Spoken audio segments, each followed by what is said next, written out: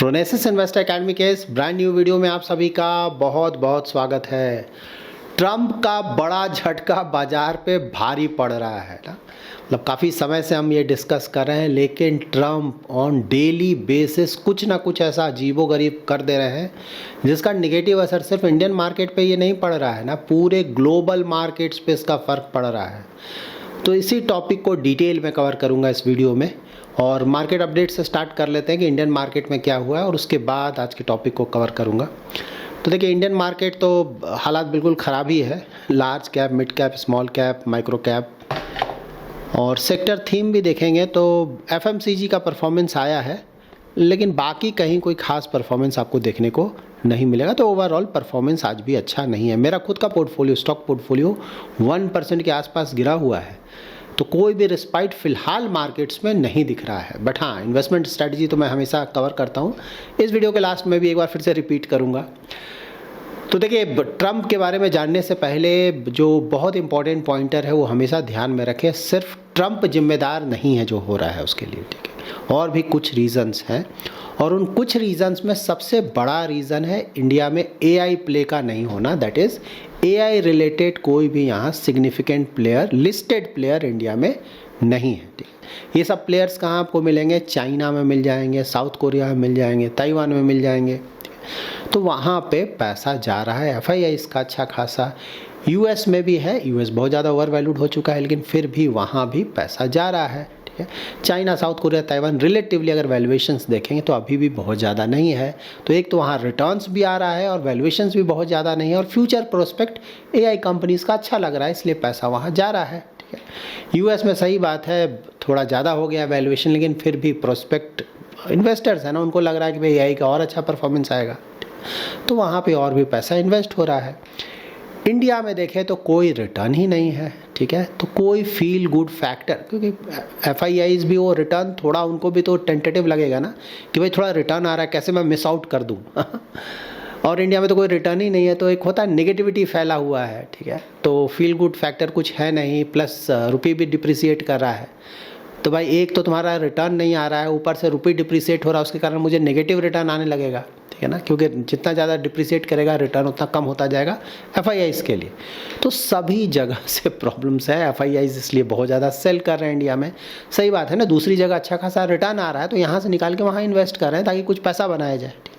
तो ये बहुत बड़ा रीज़न है जिसको हमें ध्यान में रखना होगा। अब जान लेते हैं कि लेटेस्ट में ट्रंप ने ऐसा क्या कर दिया कि पूरे वर्ल्ड मार्केट्स में प्रॉब्लम आ रहा है। उसको कवर करने से पहले ट्रंप के बारे में एक स्टेटमेंट हमेशा ध्यान में रखें, ठीक है। ट्रंप का जो भी लिस्ट है ना, फ्रेंड और एनिमी का, तो अगर आप उसमें एनिमी लिस्ट में आते हैं ना, तो चांसेस है कि शायद आप बच जाएं, लेकिन अगर आप फ्रेंड के लिस्ट में आते हैं ना, तो आप डेड हैं, आपके बचने का कोई चांस नहीं है। इनफैक्ट ये सिर्फ ट्रंप के बारे में, पूरे यूएस के बारे में बोला जा सकता है। पहले भी कई बार यूएस ने ऐसा किया, लेकिन हाँ, ट्रंप तो 100% इसी को फॉलो कर रहे हैं कि अगर तुम ट्रंप के फ्रेंड हो या यूएस के फ्रेंड हो, तब तुम्हारा बचना मुश्किल है ना। यूरोपियन यूनियन बेस्ट फ्रेंड है यूएस का, उसके साथ क्या चल रहा है। कनाडा बेस्ट फ्रेंड, उसके साथ क्या चल रहा है। इंडिया भी ऑफ लेट काफ़ी अच्छा फ्रेंड यूएस का बन गया था, उसके साथ क्या हो रहा है। तो सभी के साथ बहुत बुरा हो रहा है। और लेटेस्ट ग्रीनलैंड चल रहा है ना, उनका बोलना है कि भाई ग्रीनलैंड पे मुझे कंप्लीट और टोटल कंट्रोल चाहिए, मैं ग्रीनलैंड को ख़रीदना चाहता हूँ। तो यूरोपियन यूनियन से बोल रहे हैं कि भाई तुम लोग इसमें मेरा सहयोग करो, ठीक है। तो ऐसा नहीं कि अपोज करो, मैं एक जो भी अमाउंट तय होगा वो अमाउंट दूंगा और ग्रीनलैंड को ख़रीद लूँगा और वो यूएस का पार्ट हो जाएगा। और यहाँ पे उन्होंने बोला है कि भाई जो भी इस बात को सपोर्ट नहीं करेगा उस पर मैं टैरिफ लगाऊंगा। इनफैक्ट उन्होंने ऑलरेडी अनाउंस कर दिया है। वो कंट्रीज़ जिन्होंने अपना, मैंने बताया था आप लोगों ने, 50 से भी कम ये यूरोपियन यूनियन ने कुछ सोल्जर्स भेजे थे ग्रीनलैंड में, ठीक है। तो और प्लस कुछ स्टेटमेंट्स भी दे रहे हैं वो सब। तो यहाँ पे ऑलरेडी अनाउंसमेंट आ चुका है ट्रंप की तरफ से।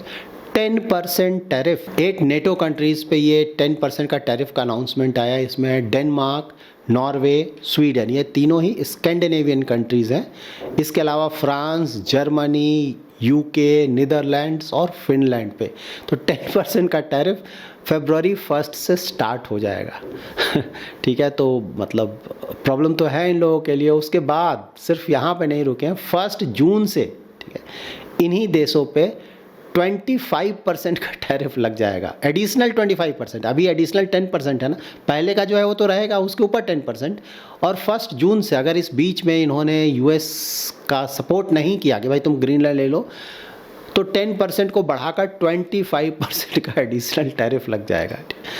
तो देखिए ये बहुत ज़रूरी था इनफैक्ट होना ना। यूरोपियन यूनियन मैंने पहले ही बताया था ना, पूरी तरह से मतलब नतमस्तक हो चुका है यूएस के सामने। बट फाइनली ऐसा लग रहा है कि थोड़ा बहुत उन लोग को प्रॉब्लम हो रहा है। फाइनली प्रॉब्लम हो तो अच्छा है, क्योंकि देखिए ट्रंप का वही है कि अगर आप चुप रहोगे ना तो ट्रंप आपको और ज़्यादा परेशान करेंगे, ठीक है। और आप जाकर खड़े रह जाओगे ना तो एक लिमिट के बाद ट्रंप रुक जाएंगे। चाइना उसका बेस्ट एग्जाम्पल है ना। ट्रेड डील में प्रॉब्लम हो रहा था, बहुत ज़्यादा टैरिफ लगा रहे थे चाइना पे, लेकिन जब चाइना ने रिटेलिएट किया ना रेयर अर्थ मिनरल्स के थ्रू, उसके बाद ट्रंप ही झुक कर रह रहे हैं चाइना से बहुत, हाँ इनडायरेक्टली हिट कर रहे हैं। मतलब चाइना जहाँ से बहुत ज़्यादा ऑयल लेता है ना वहाँ प्रॉब्लम। जब वेनेजुएला से बहुत ज़्यादा ऑयल आता था चाइना का, वेनेजुएला पूरा बंद करा दिया गया। ईरान से बहुत ज़्यादा ऑयल जाता है, तो वहाँ प्रॉब्लम क्रिएट करने की कोशिश हो रही है। बट हाँ अभी हुआ तो नहीं है, लेट्स सी, लेकिन वहाँ भी आने वाले समय में शायद प्रॉब्लम हो सकता है। तो फाइनली यूरोपियन यूनियन इसके खिलाफ उन लोगों ने बोलना शुरू किया है, ठीक है, कि भाई यूएस जो भी बोल रहा है हम उससे सहमत नहीं है, हम इसका विरोध करते हैं। बहुत बड़ी बात है, यूरोपियन यूनियन तो कुछ भी बोल रहा है अगर यूएस के खिलाफ तो बहुत बड़ा है। यूरोपियन यूनियन के ऑफिशियल्स ने बोला है कि अगर ट्रंप का टैरिफ लगता है तो हम भी विचार कर रहे हैं 108 billion US US goods worth पे हम भी कुछ टैरिफ लगाएंगे। तो लेट्स सी लगाते हैं कि नहीं, क्योंकि यूरोपियन यूनियन की कंट्रीज़ पे आप ज़्यादा भरोसा तो नहीं कर सकते हो। बट हाँ लेट्स सी, क्योंकि ये बहुत बड़ा इवेंट है ना। मतलब अभी ग्रीनलैंड बोल रहे हैं, उसके बाद कनाडा पे भी उनका नज़र है।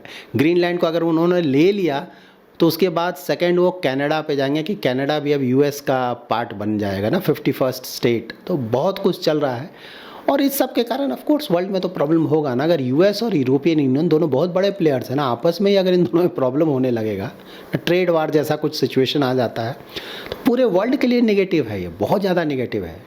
तो ये सब प्रॉब्लम चल रहा है फिलहाल। और उसके ऑफकोर्स इंडिया स्पेसिफिक प्रॉब्लम तो चल ही रहा है ना। रशियन ऑयल सेक्शंस ना 50% का टैरिफ ऑलरेडी लगा हुआ है। ईरान से अगर आप कोई सामान खरीदोगे तो एडिशनल 25% टैरिफ। इसके अलावा वो 500% टैरिफ वाला डिस्कशन चल ही रहा है अभी, वो ख़त्म तो हुआ नहीं, वो कभी भी अचानक सामने आ सकता है 500%, ठीक है। तो ये सब बहुत 575% टोटल ऐड कर देंगे तो टैरिफ हो जाएगा। तो ये सब प्रॉब्लम चल रहा है। और प्लस जो ऑलरेडी ट्रेड डील का बात चल रहा था यूएस के साथ, कभी कभी थोड़ा पॉजिटिव खबर आता है, बट फाइनली कुछ हो तो नहीं रहा है ना, ठीक है। जब तक हो ना जाए, और प्लस होने के बाद भी ट्रंप है, आप कुछ ट्रस्ट तो कर नहीं सकते। तो बहुत कुछ ये सब चल रहा है, ठीक है। और इसका ऑफकोर्स नेगेटिव असर मार्केट्स पे भी पड़ रहा है। इंडियन इकोनॉमी सही बात है, थोड़ा बहुत इंप्रूवमेंट आ रहा है, ठीक है। कॉर्पोरेट अर्निंग भी इस क्वार्टर अच्छा होगा, ऑल्दो मतलब रिलायंस या फिर विप्रो या ICICI बैंक का जो रिजल्ट्स आया है उम्मीद के मुकाबले नहीं आया है अच्छा, ठीक है। तो लेकिन फिर भी जो ओवरऑल रिजल्ट्स जो आएगा पहले के मुकाबले इम्प्रूवमेंट दिखेगा, क्योंकि ऑल जो दूसरे कंपनीज़ का रिजल्ट्स आया है थोड़ा बढ़कर आया है, ठीक है। तो वो होगा, लेकिन फिर भी इतना ज़्यादा निगेटिविटी है चारों तरफ से ना। और कोई देखिए FIIs तभी आएंगे जब थोड़ा रिटर्न आने लगेगा ठीक है ना। तो लेट्स सी, और या फिर AI वाला जो बबल है वो बस्ट करेगा कि भाई वहाँ थोड़ा गिरावट आएगा तो वहाँ से भागेंगे तो यहाँ आएंगे, ठीक है। अभी नियर फ्यूचर में तो डिफ़िकल्ट लग रहा है, बट हाँ बजट है, लेट्स सी बजट में, क्योंकि जनरली बजट के समय ना जो कैपिटल एक्सपेंडिचर रिलेटेड जो सेक्टर्स हैं ना अच्छा करते हैं, ठीक है, जहाँ की कैपिटल सरकार की तरफ से बहुत ज़्यादा खर्च होगा। इस बार वो भी कुछ नहीं, लाइक डिफेंस, रेलवेज, ऐसा उम्मीद रहता है ना कि बजट के समय थोड़ा पिकअप पकड़ेगा। अभी तक तो देखने को नहीं मिला है, लेट्स सी आने वाले समय में क्या होता है। और बजट बहुत इंपॉर्टेंट है मार्केट में। देखिए ऐसा लग रहा है ना कि सरकार या RBI ने ज़्यादातर जो कुछ करना था वो कर दिया, तो बजट में ज़्यादा करने के लिए कुछ बचा ही नहीं है कि ये लोग कर पाएगा, ठीक है। तो अगर इस चीज़ के अगेंस्ट सरकार अगर पॉजिटिव डायरेक्शन में सरप्राइज़ कर दे मार्केट को, ठीक है, कि भाई इतना कुछ रिफॉर्म्स हम और करने जा रहे हैं, तो उसके कारण फिर मार्केट में पॉजिटिव आ सकता है। बट देन अगेन ये सब शॉर्ट टर्म हिकअप्स है, लॉन्ग टर्म इन्वेस्टमेंट जर्नी में ये सब चलता रहता है ना। ये इवेंट खत्म होगा, कोई दूसरा इवेंट आ जाएगा, ठीक है। तो इस बात को हमेशा ध्यान में रखें आप। प्लस चाइना का इकोनॉमिक सिचुएशन उम्मीद के मुताबिक कोई बहुत अच्छा चल नहीं रहा, उसका भी लेटेस्ट फिगर्स आया, थोड़ा अपडेट कर देता हूँ मैं। तो उनका लास्ट क्वार्टर का जो GDP ग्रोथ रहा है ना वो 4.5% का रहा है, और उससे पहले के क्वार्टर का था 4.8%। सो उम्मीद से थोड़ा कम आया है, बट हाँ फुल ईयर का अबाउट 5% का GDP ग्रोथ रेट है।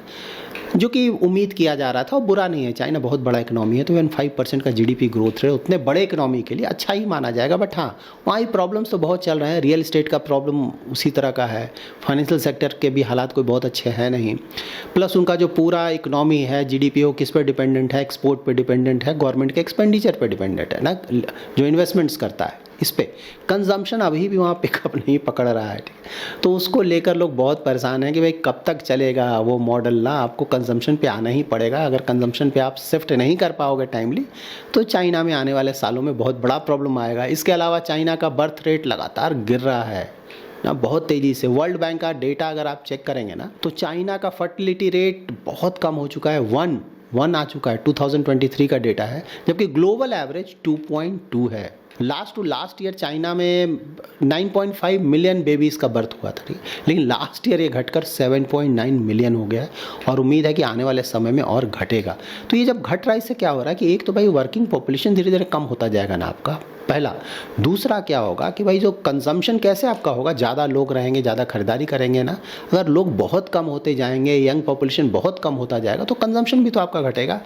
तो आप ये जो सोच रहे हैं कि मैं कंजम्पशन लेड इकनॉमी बनाऊंगा, तो वो भी आपका सही से नहीं हो पाएगा। तो बहुत कुछ चल रहा है पूरे वर्ल्ड में, ठीक है। तो इंडिया का तो देखिए आने वाले सालों में मेजर जो कॉम्पिटिटर है वो चाइना ही होगा। मोस्टली हमें चाइना पे बिल्कुल ध्यान रखना है कि वहाँ क्या चल रहा है, उस पर जो कुछ भी हो रहा है चाइना में, उसका ऑफकोर्स पॉजिटिव या नेगेटिव असर इंडिया पे भी पड़ेगा। क्योंकि आने वाले डिकेड्स में हमारा जो मेजर कॉम्पिटिटर होगा वो चाइना ही, हम चाइना से ही कॉम्पीट करेंगे, बाकी कंट्रीज़ पीछे छूट चुके होंगे।